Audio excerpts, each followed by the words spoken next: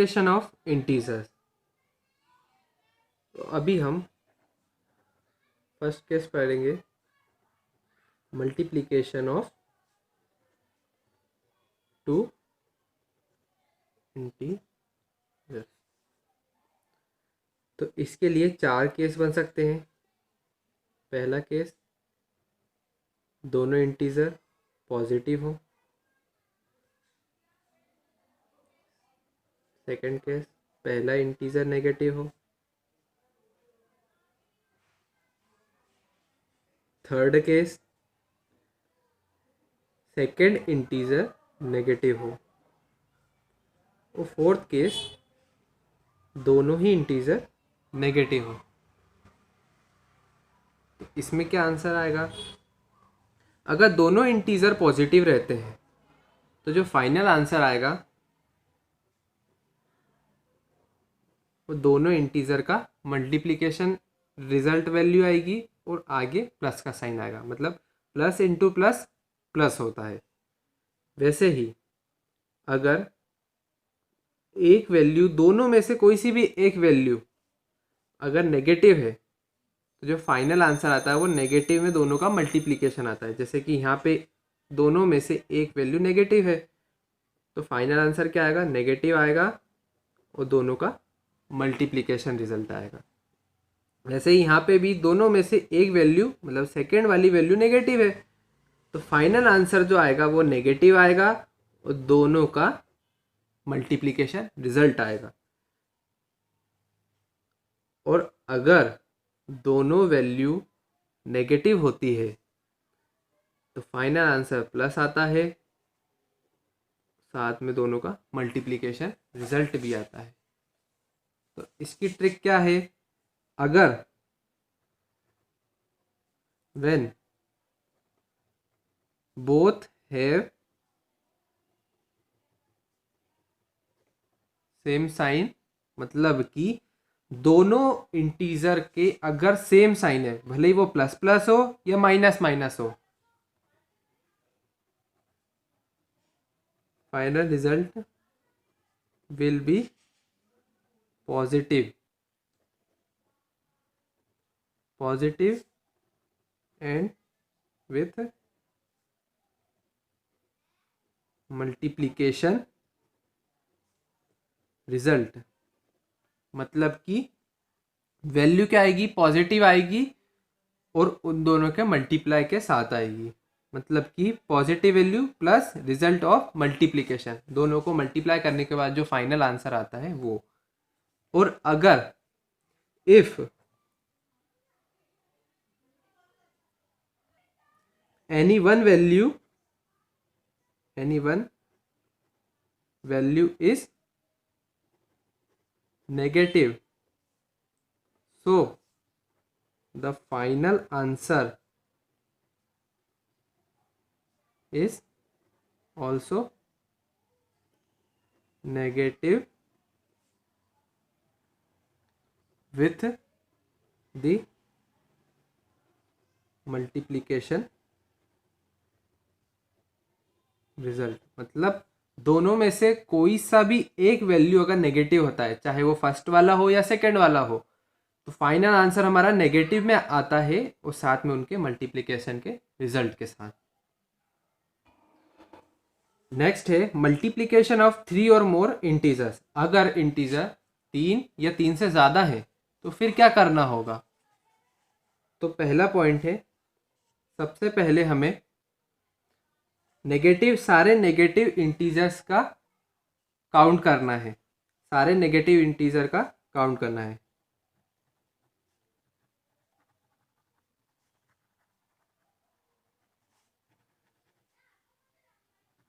All negative integers.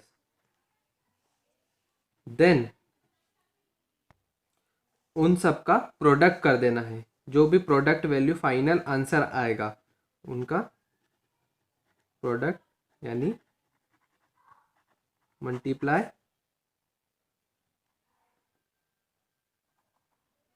And right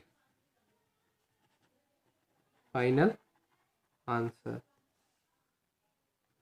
if if अगर negative integer जो count करे हैं वो इवन होते हैं, if negative number is even, then final answer is positive. तो जो फाइनल आंसर आएगा वो पॉजिटिव रहेगा। अगर सारे नेगेटिव नंबर को हम काउंट करते हैं और फिर वो इवन वैल्यू आती है तो जो फाइनल आंसर रहेगा वो उनका मल्टीप्लाई के साथ जो साइन आएगा वो पॉजिटिव साइन आएगा। अगर वो ऑड आता है तो फाइनल आंसर नेगेटिव होगा। एक एग्जाम्पल के थ्रू देख लेते हैं हम इसे।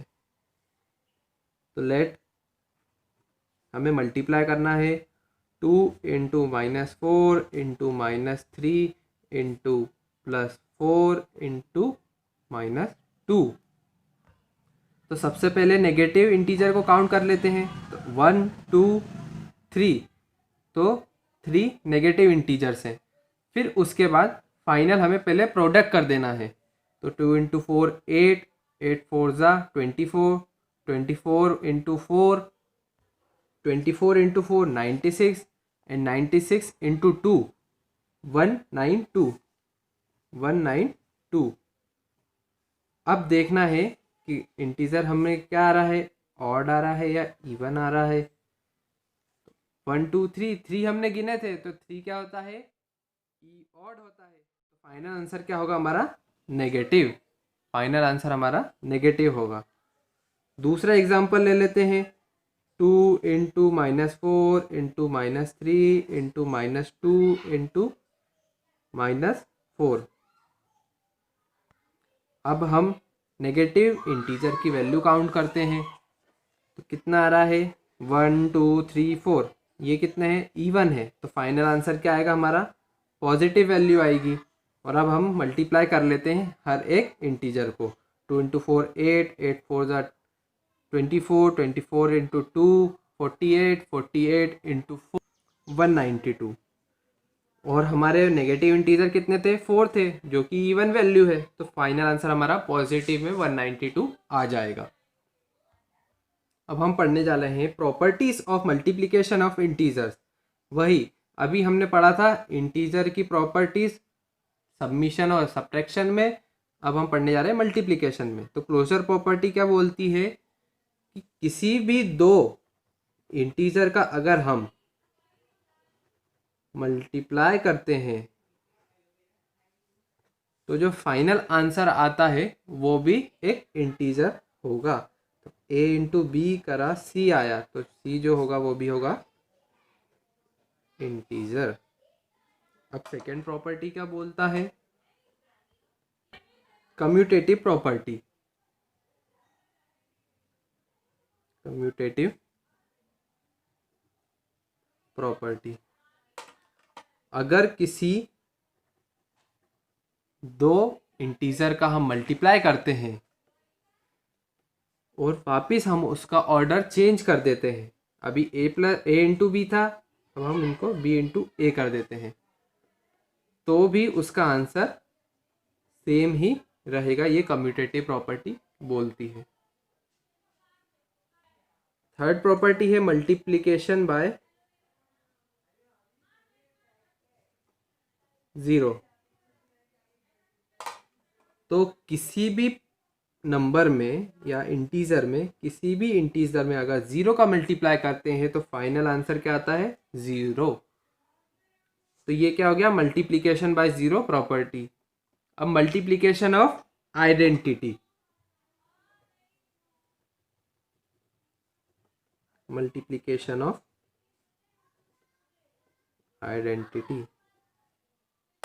एडिशन में क्या था, ज़ीरो आइडेंटिटी थी। अब इसमें क्या होगी, आइडेंटिटी क्या है, 1 है। आइडेंटिटी 1 है, वो भी हमें पता है कि किसी भी नंबर में अगर 1 का मल्टीप्लाई करते हैं तो सेम वो नंबर आ जाता है। तो हमें भी ऐसा ही चाहिए कि किसी भी नंबर में अगर एक ऐसे नंबर का मल्टीप्लाई करें सेम वापस वही नंबर हमें मिल जाए तो वो क्या होता है, 1 होता है। 1 का अगर किसी भी नंबर में मल्टीप्लाई करते हैं तो सेम वही नंबर आता है। तो मल्टीप्लिकेशन बाय आइडेंटिटी में जो हमारी आइडेंटिटी है वो क्या हो गई, 1 हो गई।